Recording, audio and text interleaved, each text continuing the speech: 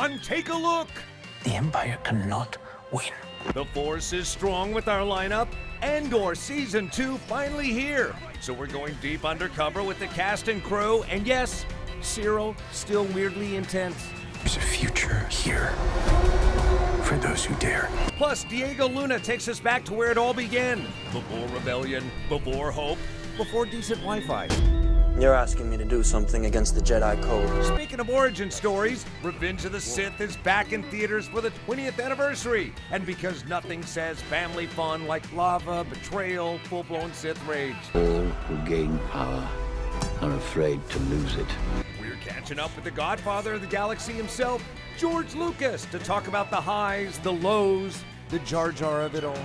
Gather round, Padawans, let's take a look! Take a look, look, welcome.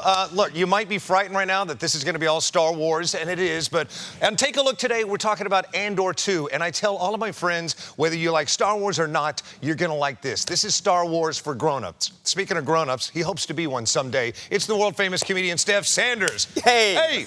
Talking about the universe, just got back from Dubai yesterday, and then you're headed across the universe to, like, Tennessee or something next week? Yeah, that other universe. All right, fantastic. All right, so jumping into Star Wars, we wouldn't have Andor or Andor Season 2 without Rogue One, because it all leads up to that, right? I love it. The last scene even leads up to Rogue One. That's why I'm so excited about this. Oh, and the last scene in Rogue One, if you haven't seen that, I don't want to plot spoil, but leads you right into A New Hope with a thing in the deal that I don't want to talk about right now, right? Exactly, right. So much of this we're going to try not to plot spoil, but in the meantime, let's talk about where it all began. Talk about origin story. I sat down with Diego Luna. He and I are of the origins of this because we enjoyed Star Wars before there were toys. Take a look.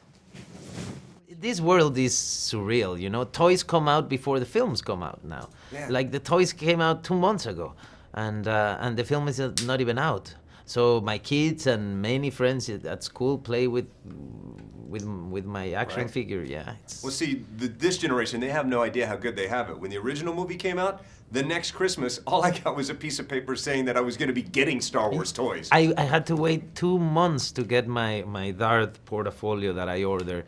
I remember I was like 6 or 7 years old when I ordered that. And you would have to go to the toy store. They would show you pictures of the things, and you would say, yeah, I want A, B, and D. And then your dad would be like, no, just one. Okay, this one. And then you had to wait two months. And they would call you and say your toy arrived. And if it was like, if something happened on the way, there was no like, oh, give me another one. Right? So That's awesome. it was different times, yeah. I bet he didn't know at that time he was building an empire that is Andor, and that there would be a Season 2 of Andor. Fantastic. I'm just glad he did it. I love Andor in Season 1 and 2 because it's so much more updated, if I may say that. Updated, and like you said, grown up, even though I'm not a grown up yet, it's so much more updated. The techie, the toys, and I love all this stuff. So. Yeah, there are no Skywalkers, there are no Jedis or Wookiees or Ewoks. It's just, I mean, there's other stuff, but there's not that. Let's take a deep dive into Andor 2 to where it's all going. Take a look. Emergency broadcast, if you can hear me! We are not who we were when we started. Imperial ships are already landing. We need to speak out. We need to stand up. Is there no one who can help us? We need a pilot. A soldier. Everything I did for the rebellion.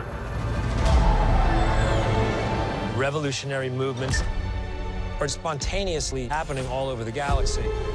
How those come together is the stuff of our story.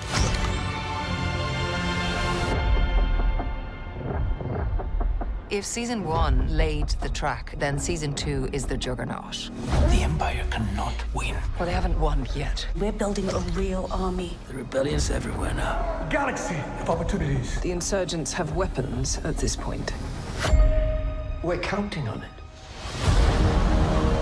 These 12 episodes are going to take us over the next 4 years into Rogue One. The complexity of the show, the possibilities of the show, it has to be all in. Nobody's allowed in here. You're thinking like a thief. I'm thinking like a soldier. Think like a leader. The size and scale of this production is unparalleled. The sets and the costumes are breathtaking. Everyone does the homework. Everyone takes the time. and you can tell.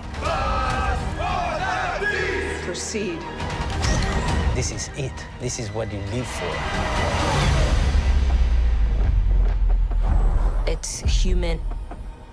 It's incredibly truthful. And it just happens to be in a galaxy far, far away. It's the urgency of the situation. Not palpable. Lock it down! If we do not stand together, we will be crushed. This is the end. Have no expectations. Come on! So excited. Come on, how great does that look? So excited. Stormtroopers still scare me, and I'm grown. Almost grown. Wait till you go deep into it. And one thing that I love about it is that you're not going to see a lot of CG. A little bit, but if you think about The Mandalorian, and no slide against Mandalorian, but that's shot on something across town, kind of think about that on steroids, fully wrapped around. The entire thing is shot with just a virtual set, right? Yeah. For the most Yeah. part, Yeah. especially in the background. Not so much with this. This is entirely practical. So if you see a stadium and thousands of extras, they have stadiums and thousands of extras. And I love this. Hey, you know what? Let me tell you something else. The first swear word ever used is in Andor. In the Star Wars series. No way. Yes. Are you sure? Yes. Han Solo had a potty mouth, didn't he? No, but he didn't say the swear word. Are you going to say the word right now? I'm not going to say, but I can say number 2. Wait. That is the number 2. Oh! Yeah. Who knew? Well, now you know. I'm going to have to go back and rewatch. I wasn't even thinking about that. Did they have swear words in the Star Wars universe? Yes. All right, behind that is Tony Gilroy. Tony Gilroy, they say, should be handed over the thrones to the keys to the Star Wars throne because he really does have a good vision for where this is going. Fantastic. I agree. Give it to him. Yeah, exactly. I'm so excited for this one. It's great. Ridiculous. You're probably looking forward to some more Bix, and you get more Bix in this. So behind the scenes with Bix and more with Cassian and Andor next as this Take a Look Star Wars special continues. Don't move.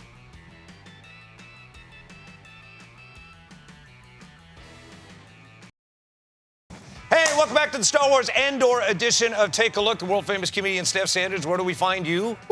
I am Steph Sanders everywhere. Yeah, keep the conversation going at TV Marcus Allen. For those watching all over the world on AFN, he just got back from Dubai. We are in 177 different countries, and thanks for watching on AFN and for protecting the US of A, right? Salute. Yeah, they're talking real wars. I wonder how it plays when you're fighting a real war to watch these. Exactly, right? Well, all right. Be more exciting. Andor 2, if you're fighting a real war, kind of nice to take your mind off of it and watch fake wars like Andor 2. Behind the scenes of this, Bix plays a big part in this season leading up to Rogue One, and Adriana kills it. Adriana, I got a new crush, Mark. You know how I feel about J-Lo. Oh, you know how I feel about Ashanti. She is my new crush. I have a new crush as well. B2. That's the robot. Anyway, caught up with Cassian and Bix to talk about it. That would be Adrian and Diego. Take a listen. How are you two? Good. Cool background. Good. Thanks. You know, trying to lean into it, trying to take people there. Congratulations on this. I know it's a remarkable achievement for both of you. Having seen it, I'm almost emotional because the more this steps closer to Rogue One, the more we get to the conclusion of Rogue One. When you were reading the script or shooting the scenes, did you lean into the emotion? Did it make you emotional?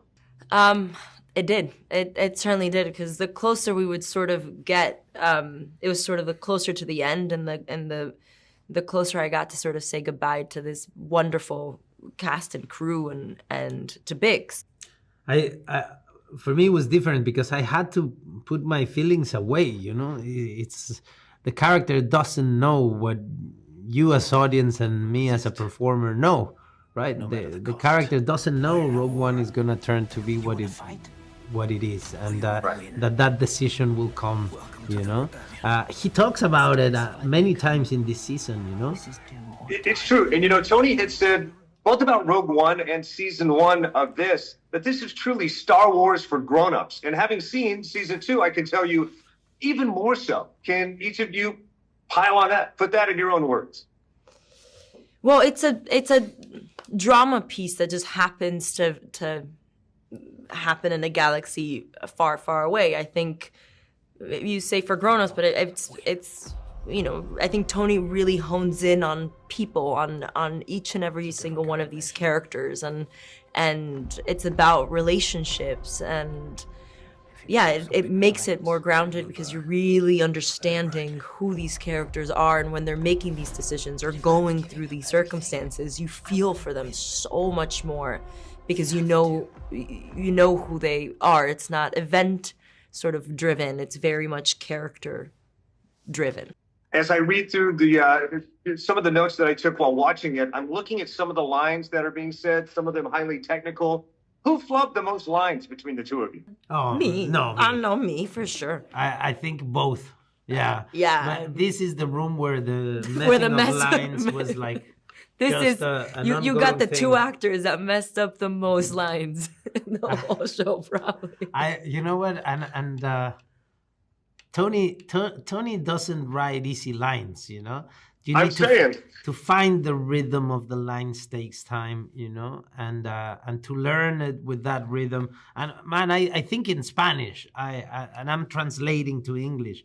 Therefore, it takes twice the time to learn the lines for me than I believe anyone in this show, because you now think in English, no? Yeah, a little bit of both. I would say. Both. Yeah. So then I am the worst. My brain's weird because if I have to speak English, then I want to speak Spanish. But if I have to speak Spanish, then I want to speak English. It's like that weird limbo. I'm not kidding. It's a tug of war. It's a tug of war, and that's what happens with being a first generation in this country, right? You're like from here, but not really. You're from over there, and that like happens in my brain as well. So, yeah, I've definitely messed up. The end result is gorgeous. This series is amazing. I can't wait for audiences to discover it. And there you go. We're wrapping it up, and we have not plot spoiled. So we did it. We did it. Yeah. Thank you. Thanks again. Thank you so much. They are so good together. Love them together. In every way. Exactly. I mean, in everything, yeah. And we got through it with no plot spoiling. Yeah, I was proud of you. I'm proud of you, too. Now, in doing notes for today's show, were you worried that you were going to plot spoil? I was. I'm choking back so much information. I was worried. I was worried about, because I want to tell you about the prison, everything. Yeah, right, the prison. And I couldn't remember if it's out there that Forrest Whitaker's character is back in, but we saw him right there, so you know he's back in. Yeah, and it's one of my favorite characters. I love it. And kind of that a means I can go to space. He wasn't going to be back, right? No, he wasn't. How'd he come back? He just nailed it so tough. And they were like, we got to have him back. That's how you do it. You make such impact, they can't take you back. So as good as those two are together, let's talk about the creepiest relationship of all Star Wars time. That's what we call a tease. When we come back, we'll go more behind the scenes Andor 2 next.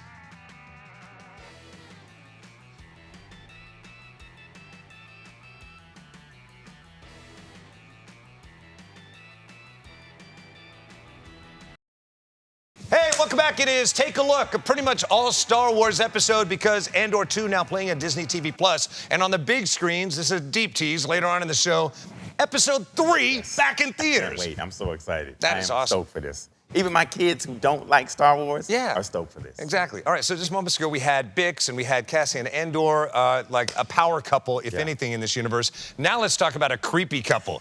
Yeah, a little bit like Wednesday, a little bit like Addams Family-ish. Yeah. Cyril is a character straight out of The Office, somehow dropped into this. I caught up with he and his boss to talk about it. Take a look. Oh my God, I'm in the background.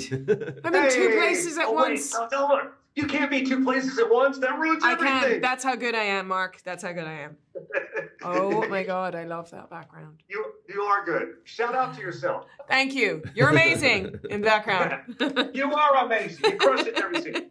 Both of you do. Well, let's start on your character. She is terrifyingly composed, ruthless at the same time. Yeah. Are you worried that no matter what you do for the rest of your life, people might see you in the hallway of an airport and come up and kick your shins? Yeah, but you know what? It happened in an airport. My bags got stuck on a different flight, and myself and Jacob, who plays here, went to the desk to ask about the bags and could they be moved, and the guy was really nervous and weird, and I said, are you okay? And he said, I'm really sorry, I finished Andor last night and now the two of you are standing at the desk.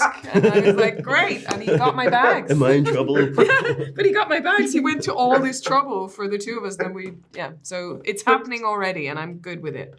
So it's motivating. Kyle, let's talk about your guy. Ambitious but awkward. We see a little bit of an arc in this, but I don't want to plot spoil anything. Let's talk about where he goes, this journey. Yeah, so he's got a roller coaster this season. He starts out in a really good spot. It's a year later, and he's got a promotion at the Bureau of Standards. He's kind of flexing his small amount of power that he has. He's keeping his mother at arm's distance. He's negotiating a new, can we call it a relationship? Yeah, it's weird. It's a new way of being, a new way of living with Dedra. Are we talking about the world, the universe's most repressed workplace romance in this season? Should we call Empire HR? I wish somebody had. Maybe they yeah, I am HR. Maybe they'd been in a better place. We've got to wrap that up. You guys are awesome. Thank you. Thank you so much, dude. Bye. Yeah, wasn't quite sure if we were kind of giving it away that they're in a relationship, but it started last season. Well, it continues in a very weird way in this season. She reminds, you know what, they're realistically sinister. Right. And that's what makes it so believable. I got an ex-girlfriend like her, and I don't even like being around her. So. I know who you're talking about. Want to name names and get us in a lawsuit? Let's not do that. However, those two characters, if you think about it, I said it earlier, and it just reinforces it. You could drop those two dynamics into The Office, and it kind of fits in a sitcom as well. It does. It fits anywhere, and that's kind of creepy. I know it. You know what else is creepy? Anybody involved with the Sith. The Sith? Yeah. It's funny. It sounds like you have kind of a, too much saliva when right? you're trying to say something. But yeah, the Sith, a big part of this movie that's headed to the big screens. When was the last time, or have you ever seen Episode 3 on a big screen? In a theater. I know. I gotta see it. No. Now you can. Now. Talk about that. And going back in time. In fact, a long time ago in a galaxy far, far away, we talked to the cast and crew. We'll be right back with that next.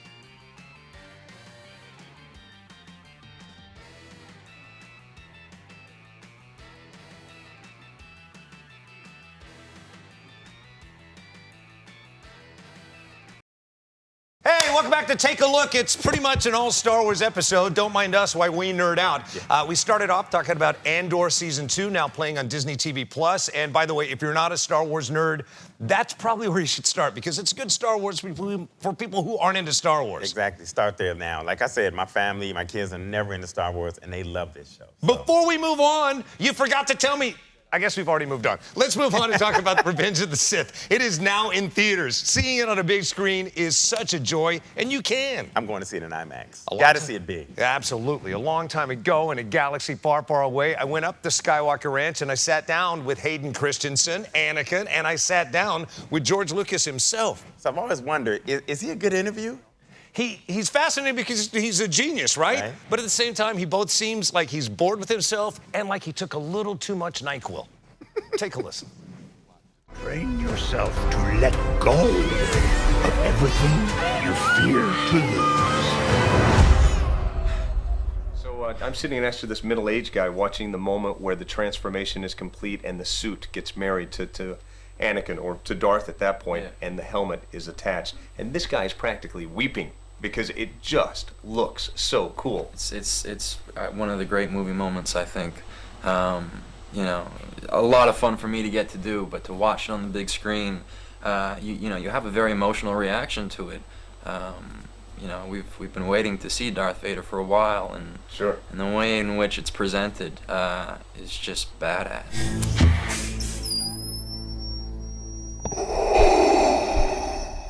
I've never, unfortunately, been able to actually sit back and enjoy it the way other people do. That's the curse of making movies. Sure. You know, you can enjoy everybody else's movie, but you can't enjoy your own.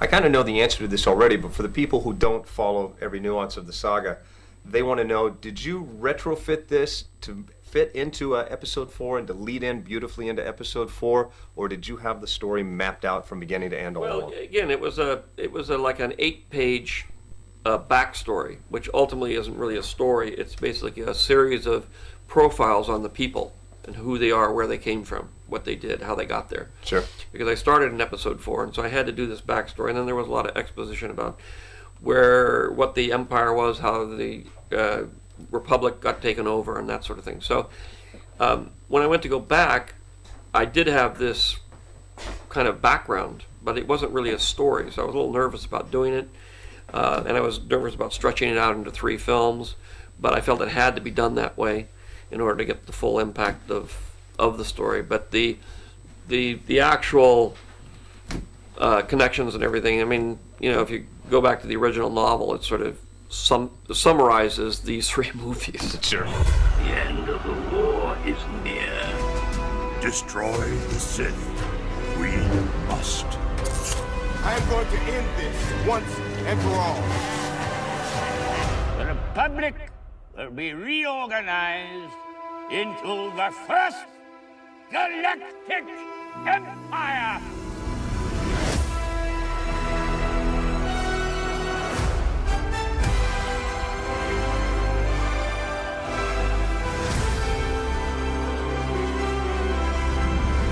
Brilliant man. Can you imagine how sick he is of talking about Star Wars? Yeah, I can. I can't imagine how sick he was looking at your hair.